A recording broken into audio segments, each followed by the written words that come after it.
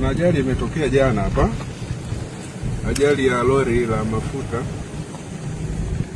Ilitokea ajali nafikiri usiku wa kuamkia jana. Sasa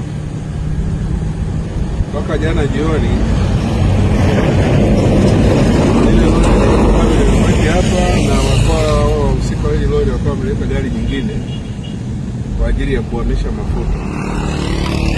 Sasa nadhani waliamua kuhamisha wenyewe bila kufuata taratibu. Kikawaida hiyo kazi inatakiwa ifanywe na jeshi la zimamoto na uokoaji. Sasa inaonekana bahati mbaya wakati wanahamisha mafuta yakafika kwenye ile walikuwa wanatumia water pump. Ile water pump ikalipuka na kusababisha mlipuko mkubwa wa hili gari. Kuna watu watatu ambao wamejeruhiwa, wako hapo hospitali ya Kiuma. Nadhani wanaendelea vizuri na matibabu. Wito wangu kwa hawa watu wamiliki wa malori, hili eneo lina kona nyingi sana, kuanzia hapa na Mwinyu mpaka kule na karibu na Mchomoro, Mingwea.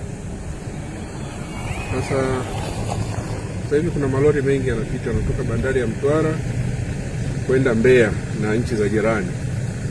Dereva wengi ni wageni kwenye hii barabara. Ni vizuri wakachukua tahadhari wanapopita barabarani. Sasa hivi kuna malori mengi ya makaa ya mawe yanapata ajali na haya mafuta.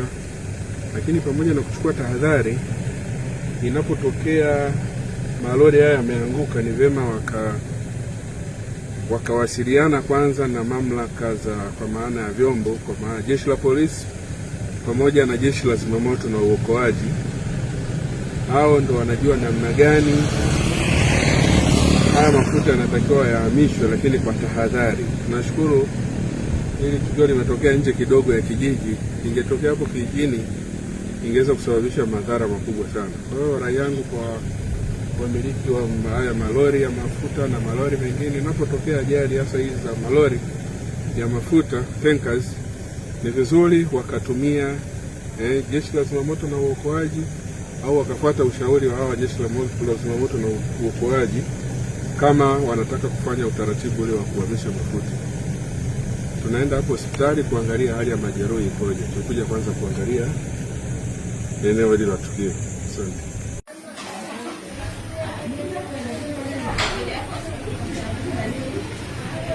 Ndio. Mmoja tumemfaa. Na huyu naye pia fulani ni kwa kwa sababu mara nyingi watu ambao wanapata hizi bani huwa wanaenda na specialist wa sajia au upasuaji.